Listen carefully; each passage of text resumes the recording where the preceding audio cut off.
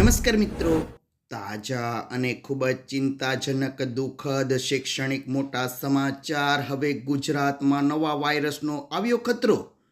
એક સાથે ગુજરાતમાં અહીં 100 વિદ્યાર્થીઓ હોસ્પિટલમાં થયા દાખલ, તેમજ અહીં 21 વિદ્યાર્થી અને શિક્ષકોના થયા મૃત્યુ અને મચ્યો ફફડાટ.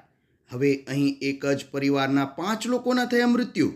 ગુજરાતમાં અમિત શાહે બોલાવી હાઈ લેવલની બેઠક, તેમજ ગુજરાતમાં ડમી સ્કૂલનો થયો પર્દાફાશ. હવે શિક્ષકો પણ ગાંધીનગરમાં ધરણાને લઈને મોટા સમાચાર જાણતા પહેલા તમે જો ચેનલમાં નવા હો તો ખાસ મિત્રો આપણી ચેનલને ફટાફટ સબસ્ક્રાઇબ કરી લેજો, કારણ કે રોજના તાજા અને ઉપયોગી એવા શૈક્ષણિક સમાચાર આખો દિવસના સમયસર અમે તમને આપતા રહીશું. વિડીયો પસંદ આવે તો લાઈક કરી દેજો અને વધુને વધુ આપના મિત્રોને ઝડપથી શેર કરી દેજો.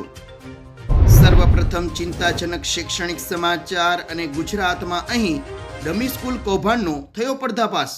રાજકોટના જસદણની આલ્ફા સ્કૂલમાં માસૂમ બાળકીના રહસ્યમય મૃત્યુ બાદ શિક્ષણ વિભાગની તપાસમાં મોટો ધડાકો થયો છે. ડીઓના સત્તાવાર રિપોર્ટ અનુસાર આ સંકુલમાં નવોદય અને સૈનિક શાળાની તૈયારી કરતા રાજ્યના 31 જેટલા શહેરોની વિવિધ શાળાઓના 697 જેટલા ડમી વિદ્યાર્થીઓ ગેરકાયદેસર રીતે ભણતા હોવાનો પર્દાફાશ થયો છે. સંચાલકોની ઘોર બેદરકારી સામે આવતા આ અહેવાલ હવે ગાંધીનગરના નિયામકને સોંપવામાં આવ્યો છે. આગળના મહત્વના શૈક્ષણિક સમાચાર અને ગુજરાતના ગાંધીનગરમાં શિક્ષકો ધરણા પ્રદર્શન. ફરજિયાત ટેટ પરીક્ષાના વિરોધમાં શિક્ષકો ગાંધીનગર ખાતે ધરણા પ્રદર્શન કરશે. 2010 પહેલા નિયુક્ત થયેલા શિક્ષકોને ટેટમાંથી મુક્તિ આપવાની માંગ સાથે 30,000થી વધુ શિક્ષકો વિરોધ નોંધાવશે. વધુમાં ધોરણ 6ના શિક્ષકોની કામગીરીને ધ્યાનમાં રાખી અલગથી ગ્રેડ પે આપવામાં આવે અને 2005 બાદ નોકરીએ લાગેલા શિક્ષકોને પણ જૂની પેન્શનનો લાભ મળે તેવી શિક્ષકો દ્વારા માંગણીઓ કરવામાં આવી રહી છે. આગળના મહત્વના સમાચાર પર એક નજર કરીએ મિત્રો તો ચાંદીપુરા વાયરસ અને ગુજરાત સરકાર બની એલર્ટ. ગુજરાતમાં ચાંદીપુરા વાયરસના કેસોને લઈને આરોગ્ય મંત્રી પ્રફુલ પાનસરિયાની અધ્યક્ષતામાં યોજાયેલી બેઠકમાં નિયંત્રણ અને સારવારની સમીક્ષા કરવામાં આવી. અત્યાર સુધીમાં 27 જેટલા શંકાસ્પદ નમૂનામાંથી 7 પોઝિટિવ અને 12 નેગેટિવ મળ્યા છે, જ્યારે 8ના પરિણામ બાકી છે. ચાલુ વર્ષે 3 બાળકોના મૃત્યુ નોંધાયા છે.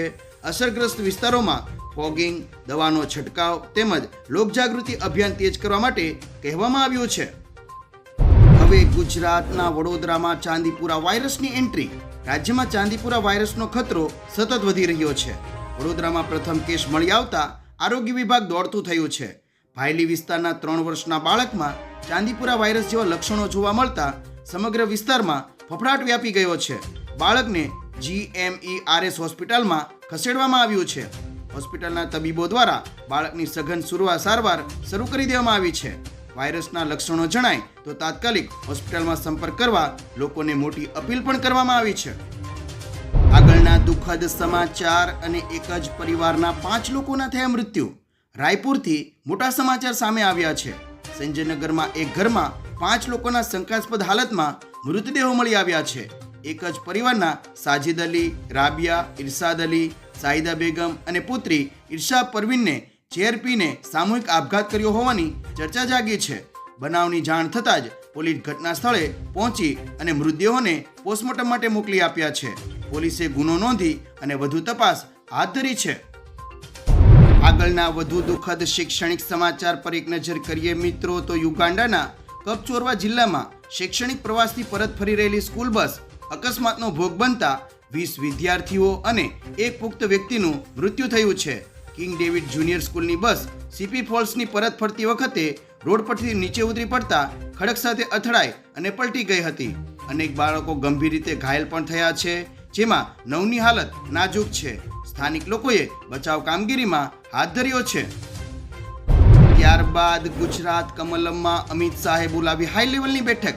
શ્રી કમલમ ખાતે કેન્દ્રીય ગૃહમંત્રી અમિત શાહની અધ્યક્ષતામાં મહત્વપૂર્ણ બેઠક યોજાઈ રહી છે.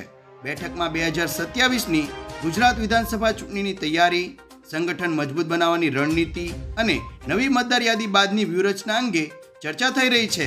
સાથે સ્થાનિક સ્વરાજની ચૂંટણીના પરિણામોની સમીક્ષા, બૂથ તેમજ પેજ પ્રમુખોને સક્રિય બનાવવા તેમજ શિસ્તભંગ કરનારાઓ સામે કડક કાર્યવાહી કરવા અંગે મંથન ચાલી રહ્યું છે. સૌથી સૌથી મોટા અને મહત્વના શૈક્ષણિક સમાચાર અને ગુજરાતમાં 100 થી વધુ વિદ્યાર્થીઓ હોસ્પિટલમાં દાખલ.